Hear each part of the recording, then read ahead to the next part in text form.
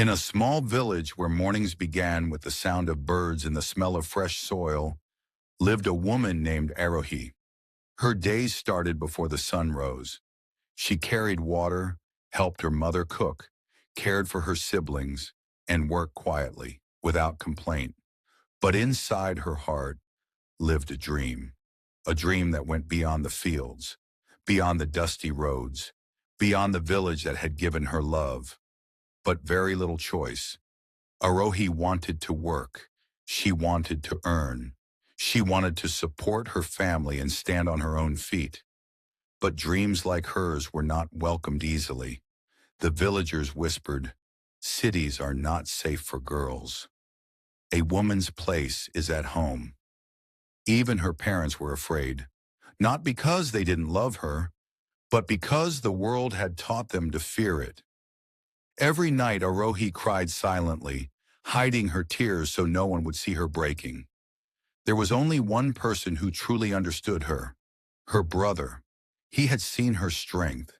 He had seen her patience. He had seen her dream. One evening, under the dim light of a lantern, he said softly, "If you don't go now, you will spend your whole life wondering what you could have become." He stood by her, against the villagers, against the fear.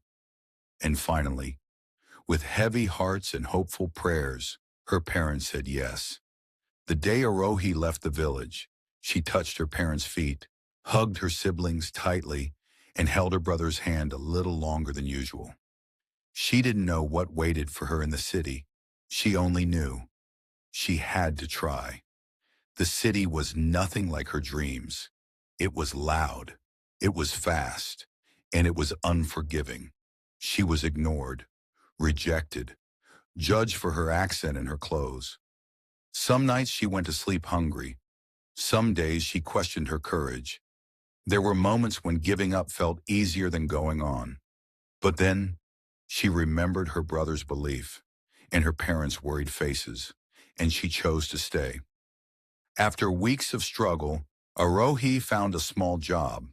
The work was hard, the pay was low, the hours were long, but she gave it everything she had. She arrived early.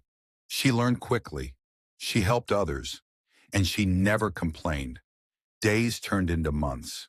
Her hard work was noticed. She grew. She learned new skills. She became confident. Every month she sent money home. Every day she became stronger.